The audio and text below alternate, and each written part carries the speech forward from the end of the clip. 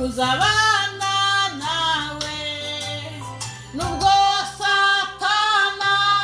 dutegera mu nzira twoherere inyunganizi tuze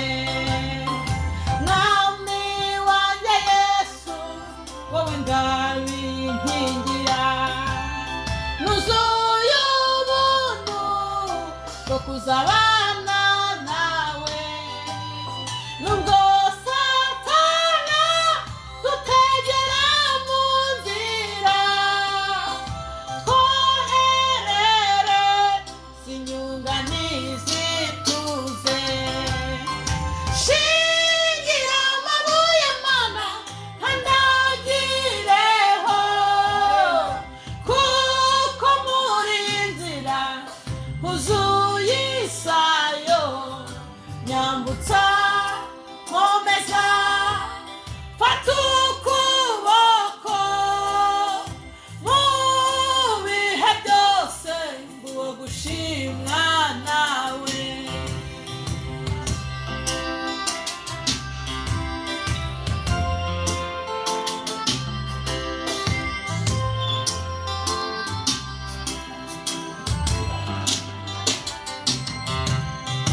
bamwe mu bo twatangiranye inzira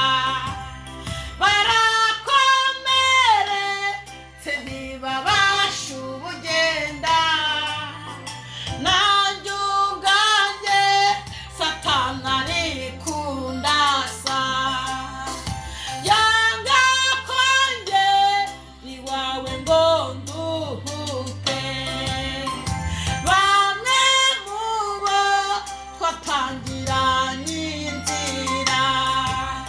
barakomeretse ntibabasha ubugenda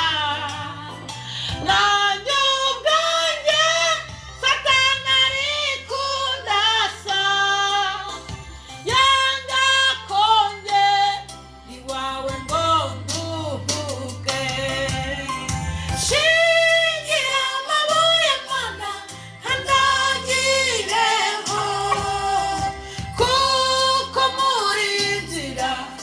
huzuye isayo nyambutsa nkomeza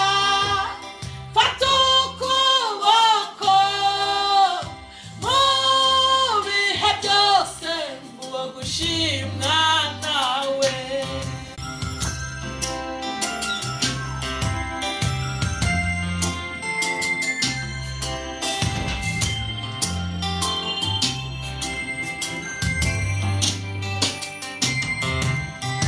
mwami wanjye Yesu wankoye amaraso yera mu biganza byawe washyize ubugingo bwanjye nyobora inzira ushaka inzira yo gukiranuka fata unkomeze mwami ngeze iwawe nduhuke mwami wanjye Yesu wankoye amaraso yera mu biganza byawe washyize ubugingo bwanjye nyobora inzira ushaka inzira yo gukiranuka fata unkomeze mwami ngeze iwawe nduhuke shingira amabuye mana nkandagireho kuko muri nzira huzuye isayo nyambutsa nkomeza fata ukuboko mu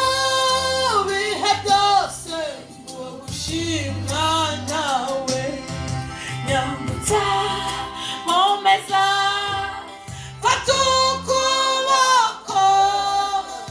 mu bihe byose nguwo gushimwa nawe